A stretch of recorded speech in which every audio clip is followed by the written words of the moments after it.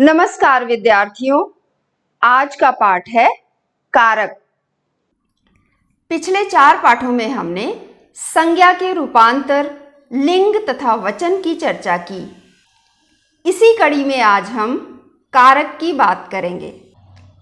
संज्ञा का वाक्य के अन्य शब्दों के साथ संबंध प्रकट करने वाले शब्दों को कारक कहते हैं। इसके 8 भेद होते हैं। कारक संज्ञा के रूपांतर में कैसे सहायक होते हैं? क्या संज्ञा के लिंग वचन का कारक पर कोई प्रभाव पड़ता है? यह सब समझने के लिए आज का यह पाठ आप पूरा देखें और इसके साथ ही लिंग और वचन वाला पाठ भी देखें। आज के इस पाठ में हम कारक के कारण होने वाले संज्ञा के रूपांतर की बात करेंगे। तो आइए सबसे पहले देखते हैं कारक किसे कहते हैं। कारक की परिभाषाओं को। कामता प्रसाद गुरु के अनुसार संज्ञा या सर्वनाम की जिस रूप से उसका संबंध वाक्य के किसी दूसरे शब्द के साथ प्रकाशित होता है, उस रूप को कारक कहते हैं। और वासुदेव नंदन प्रसाद लिखते हैं, संज्ञा या सर्वनाम के जिस रूप से उनका अर्थात संज्ञा या सर्वनाम का क्रिया से संबंध सूचित हो, उसे यानी कि उस रूप को कारक कहते हैं।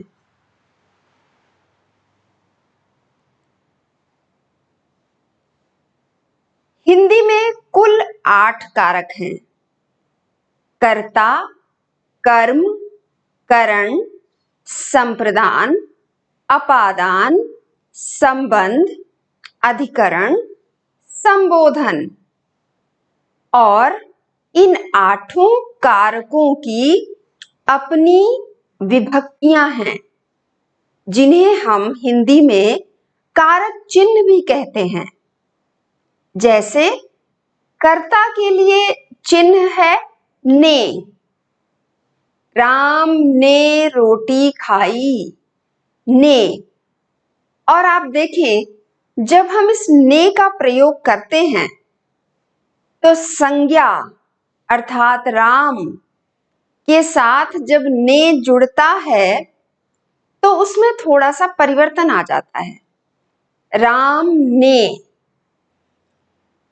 अब आप देखें कि यहां पर यह परिवर्तन स्पष्ट रूप से दिखाई नहीं दे रहा है, लेकिन इसी को यदि हम किसी अन्य उदाहरण के साथ देखें तो संज्ञा के बदलते हुए रूप को आप स्पष्ट रूप से देख पाएंगे और समझ पाएंगे।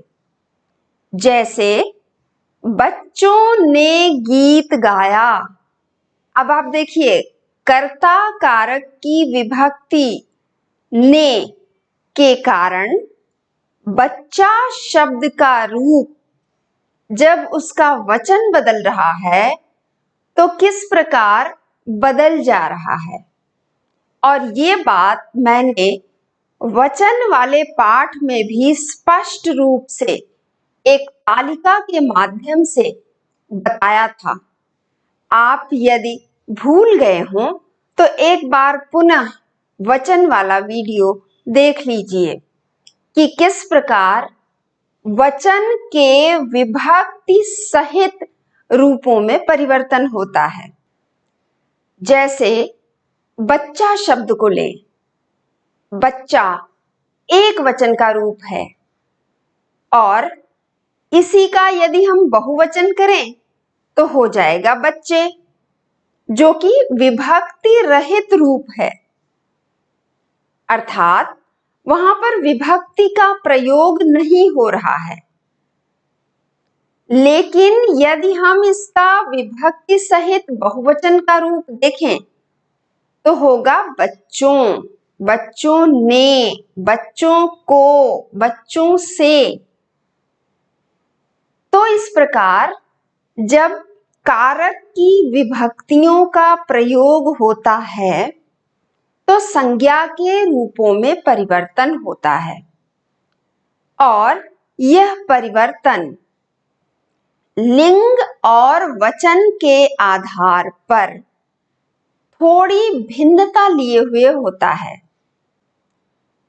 अब आप समझ पा रहे होंगे कि जब हम संज्ञा के रूपांतर की बात करते हैं तो ये तीनों इकाइयां व्याकरण की, लिंग, वचन और कारक, किस प्रकार संज्ञा के रूप परिवर्तन में सहायक होती हैं और यही कारण है कि इन्हें संज्ञा के रूपांतर कहते हैं।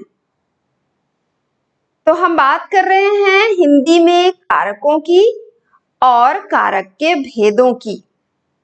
और जैसा कि मैंने कहा, कारक के 8 भेद हैं: कर्ता, कर्म, करण, संप्रदान, अपादान, संबंध, अधिकरण और संबोधन।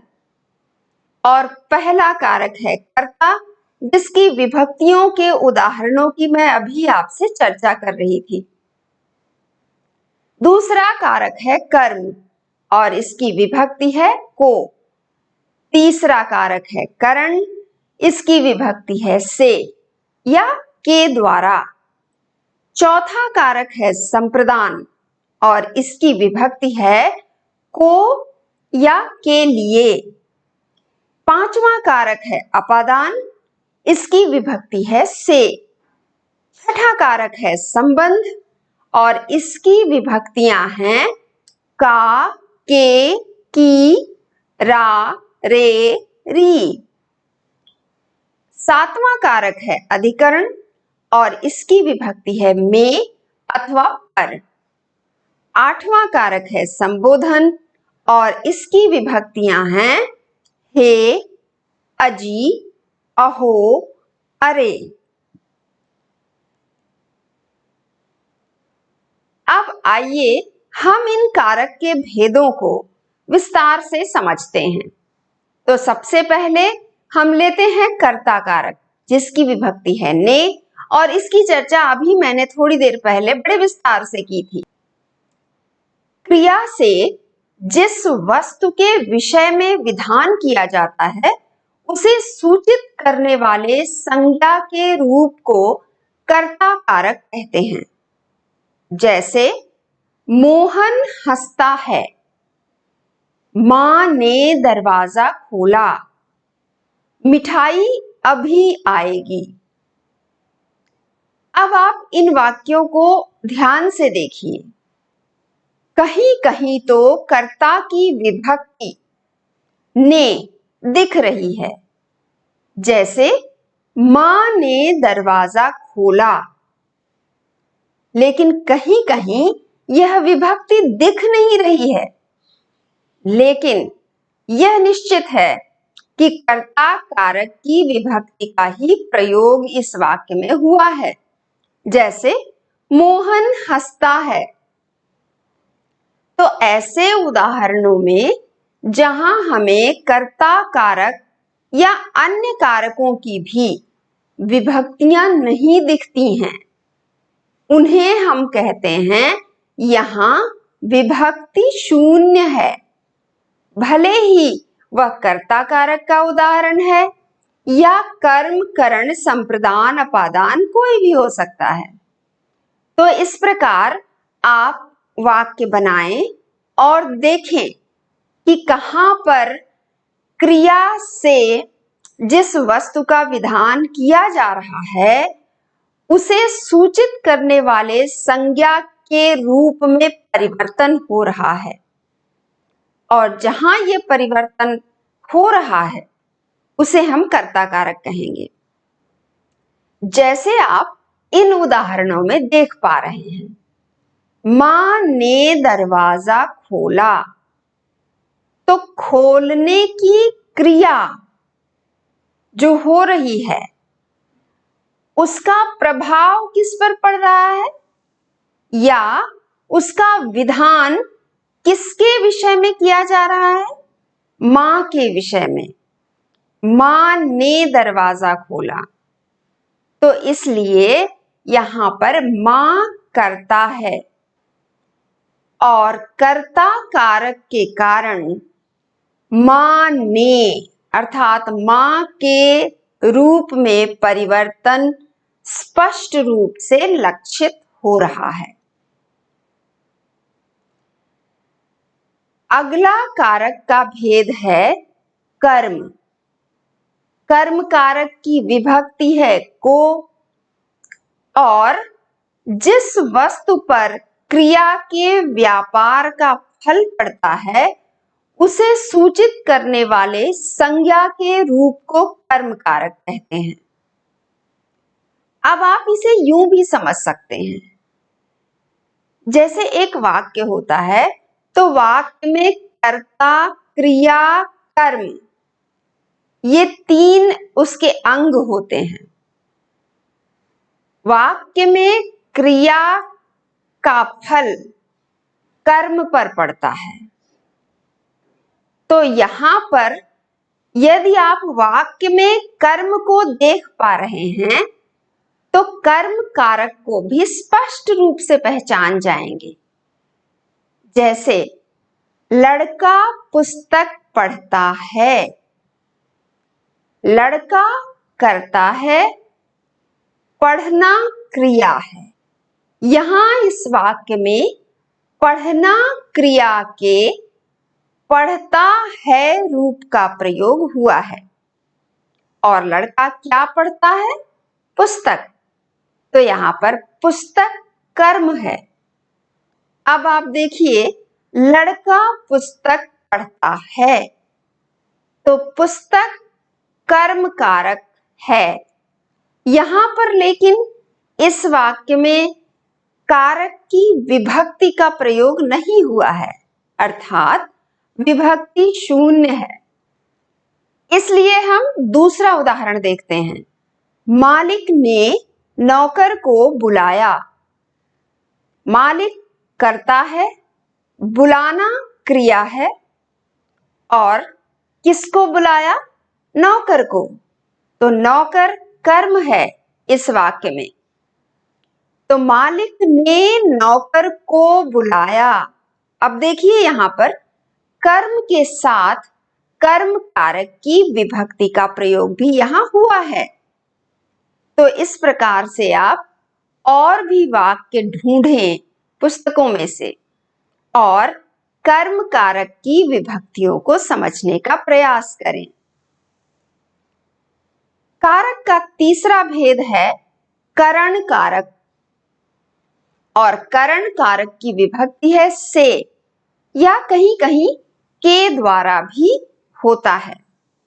और करण कारक को पहचानने का सबसे बढ़िया तरीका है कि आप यह याद रखें जिस माध्यम से कार्य होता है, अर्थात जिस साधन का प्रयोग किया जाता है किसी भी क्रिया के लिए या कार्य के लिए, वहां पर करण कारक होता है। परिभाषा देखिए, करण कारक संज्ञा के उस रूप को कहते हैं जिससे क्रिया के साधन का बोध होता है। जैसे लड़के ने रस्सी से गाय को बांधा। अब आप देखिए किससे गाय को बांधा? रस्सी से। रस्सी वह साधन है जिसके द्वारा गाय को बांधा जा रहा है। इसलिए यहां पर रस्सी से, तो ये जो से है ये कारक की विभक्ति है और संज्ञा के रूप में परिवर्तन कर रहा है, तो उसका रूप बन रहा है रस्सी से। तो लड़के ने रस्सी से गाय को बांधा। दूसरा उदाहरण देखिए, मां बेलन से रोटी बनाती हैं। मां किससे रोटी बनाती हैं? बेलन से। तो बेलन वह साधन है जिससे मां रोटी बनाती हैं। इसलिए बेलन के साथ जब करण कारक की विभक्ति से का प्रयोग होता है तो वह करण कारक का रूप बनता है। आइए देखते हैं अगला भेद। कारक का अगला भेद है संप्रदान कारक। इसकी विभक्तियां हैं को अथवा के लिए। जिस वस्तु के लिए क्रिया की जाती है उसकी वाचक संज्ञा के रूप को संप्रदान कारक कहते हैं। इसे ऐसे समझिए, जिसके लिए कार्य किया जाता है और इसकी पहचान का सबसे सरल तरीका है कि यहाँ पर प्रदान करने का भाव होता है, अर्थात देने का भाव होता है। उदाहरण देखिए, संजय ने भाई को पुस्तक दी। तो किसको पुस्तक दी? भाई को। देने का भाव है, पुस्तक देना, किसी के लिए कुछ कार्य करना, किसी को देना। क्योंकि आपने अभी अभी देखा कि ये जो को विभक्ति चिन्ह है ये कर्म कारक का भी चिन्ह है, लेकिन वहां देने का भाव नहीं होता है। इसे इसी रूप में समझना होगा। संप्रदान कारक में जहां पर को चिन्ह का प्रयोग किया जाता है वहां पर देने का भाव होता है, लेकिन कर्म कारक में देने का भाव नहीं होता है। दूसरा उदाहरण देखिए, मां ने गाय को रोटी दी। अब यहां पर भी देखिए, किसको रोटी दी? गाय को रोटी दी। को विभक्ति चिन्ह का प्रयोग है और देने का भाव है, यहां पर कुछ दिया जा रहा है, गाय को रोटी दी जा रही है। तो इसे इसी प्रकार से समझना चाहिए। कारक का अगला भेद है अपादान कारक और इसका चिन्ह है से। अभी थोड़ी देर पहले आपने देखा करण कारक का चिन्ह भी से या के द्वारा भी होता है, लेकिन वहां भी से है और अपादान कारक की विभक्ति भी से है। तो दोनों में अंतर कैसे पहचानें? तो आइए सबसे पहले जानते हैं इसकी परिभाषा क्या कहती है। अपादान कारक संज्ञा के उस रूप को कहते हैं जिससे किसी वस्तु के अलग होने का भाव प्रकट होता है, अर्थात एक वस्तु दूसरे से अलग होती है। करण कारक में हमने देखा कि जहां पर कोई वस्तु साधन के रूप में प्रयुक्त हो रही है वहां पर करण कारक की विभक्ति का प्रयोग अर्थात से का प्रयोग होता है। जैसे बालक ने कुत्ते को डंडे से मारा। तो डंडे से, किससे? डंडे से। तो डंडा यहां पर साधन है, लेकिन अपादान कारक में एक वस्तु का दूसरे से अलग होने का भाव प्रकट होता है और से विभक्ति का प्रयोग होता है। इस अंतर को पहचानना बहुत आवश्यक है। उदाहरण देखिए, गंगा हिमालय से निकलती हैं। गंगा हिमालय से अलग हो रही हैं, दूर जा रही हैं, अलग होने का भाव। तो हिमालय से निकलती हैं। इसी प्रकार बिल्ली छत से कूद पड़ी। छत से दूर हुई बिल्ली, जब कूद गई वहां से तो वह वहां से अलग हो गई, दूर हो गई। तो इसलिए यहां पर अपादान कारक है और अपादान कारक की विभक्ति से का प्रयोग हुआ है। बिल्ली छत से कूद पड़ी। आइए देखते हैं अगला कारक। कारक का अगला भेद है संबंध कारक और इसकी विभक्तियां हैं का, के, की, रा, रे, री।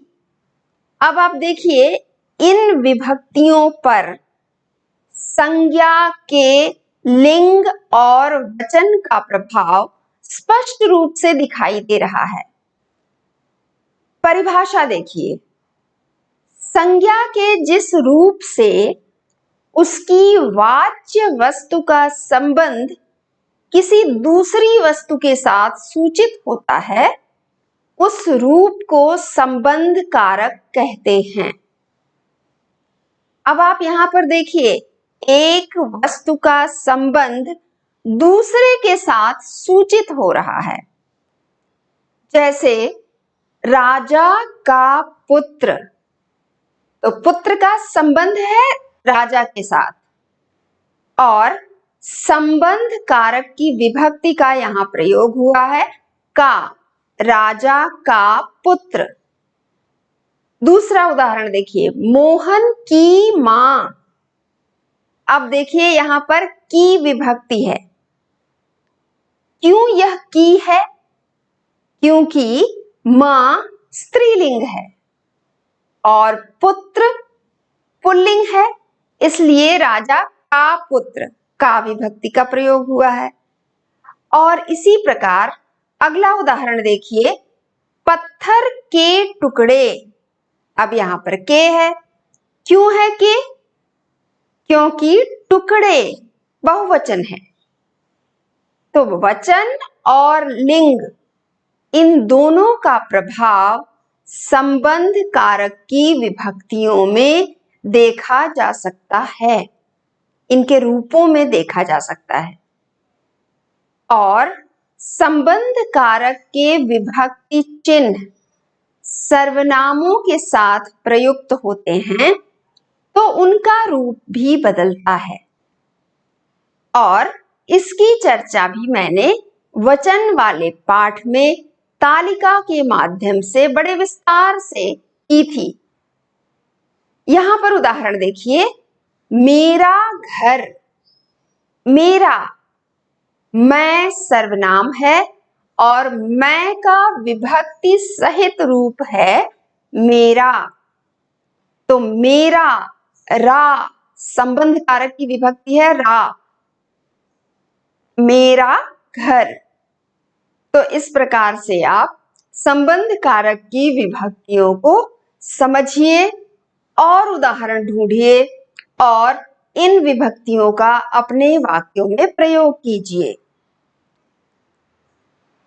कारक का अगला भेद है अधिकरण कारक और इसकी विभक्तियां हैं में या पर। संज्ञा का वह रूप जिससे क्रिया के आधार का बोध होता है अधिकरण कारक कहलाता है। उदाहरण देखिए, कमरे में छिपकली है। छिपकली कहाँ है? कमरे में। तो में विभक्ति चिन्ह अधिकरण कारक की। इसी प्रकार मेज पर टोकरी रखी है। परिभाषा में देखिए आधार की बात कही गई है। कहाँ टोकरी रखी है? मेज पर। और तीसरा उदाहरण देखिए, मैं शाम को आऊंगा। अब आप कहेंगे कि यहां पर तो को विभक्ति चिन्ह है, जबकि अधिकरण कारक के विभक्ति चिन्ह में अथवा पर की ही बात बहुधा की जाती है। लेकिन मैं शाम को आऊंगा यह भी अधिकरण कारक का ही उदाहरण है, क्योंकि यहां पर समय का आधार लिया गया है। किस समय में आऊंगा? शाम को। मैं 5 बजे आऊंगा। अब यहां पर तो विभक्ति शून्य है, लेकिन अधिकरण कारक का ही उदाहरण है यह भी। तो कुछ इस प्रकार के उदाहरणों को भी आप समझें और उनके और अधिक उदाहरण पुस्तकों में से ढूंढें। कारक का अगला भेद है संबोधन कारक और इसकी विभक्तियां हैं हे, अजी, अरे, अहो। और यह बिल्कुल स्पष्ट है कि संज्ञा के जिस रूप से किसी को पुकारने या संकेत करने का भाव पाया जाता है उसे संबोधन कारक कहते हैं। जैसे हे भैया आप अयोध्या जाइए, मैं वन में रहूंगा। अब आप देखिए यहां पर भरत का संबोधन है राम को, हे भैया आप अयोध्या जाइए, मैं वन में रहूंगा। कहानी तो आपको पता ही होगी, राम का वनगमन, भरत उन्हें मनाने जाते हैं और चित्रकूट में वह कहते हैं कि मैं वन में रह लूंगा, आप अयोध्या लौट जाइए। हे भैया आप अयोध्या जाइए। अगला उदाहरण देखिए, हे ईश्वर सबकी रक्षा करना, संबोधन। या फिर इस प्रकार के संबोधन भी मिलते हैं, अरे लड़के इधर आ। तो इस प्रकार ये कुछ संबोधन कारक के उदाहरण हैं। कारक और विभक्ति के संबंध में ये कुछ बातें जानना बहुत आवश्यक है। पहली बात तो यह है कि संस्कृत में कारक और विभक्ति को अलग माना जाता है, किंतु हिंदी में कारक और विभक्ति को एक मानते हैं। हम जानते हैं कि हिंदी की उत्पत्ति या विकास संस्कृत से ही हुआ है, लेकिन संस्कृत से हिंदी तक आते आते भाषा के रूप में परिवर्तन हुआ है। रूप में भी परिवर्तन हुआ है और प्रयोग में भी परिवर्तन हुआ है। यही कारण है कि हिंदी का व्याकरण संस्कृत के व्याकरण से थोड़ा अलग है। कुछ अंतर हैं इन दोनों व्याकरणों में। हिंदी तक आते आते जब रूपों में परिवर्तन हुआ, प्रयोगों में परिवर्तन हुआ, तो व्याकरण के नियमों में भी थोड़ा परिवर्तन देखा जाता है।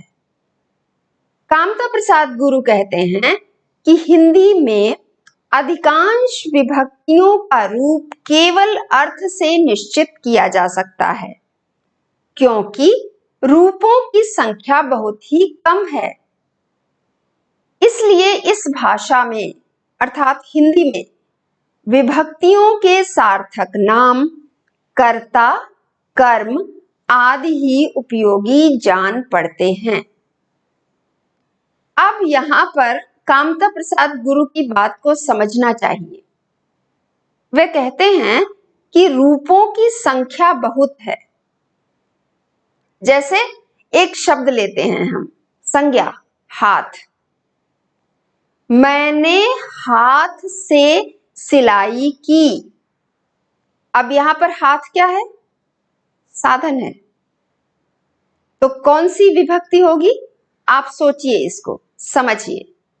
मैंने नौकर के हाथ चिट्ठी भेजी। अब यहां पर हाथ का प्रयोग देखिए। या मेरा हाथ दर्द कर रहा है। अब यहां पर हाथ का प्रयोग देखिए। मेरे हाथ में दर्द है। यहां पर हाथ का प्रयोग देखिए।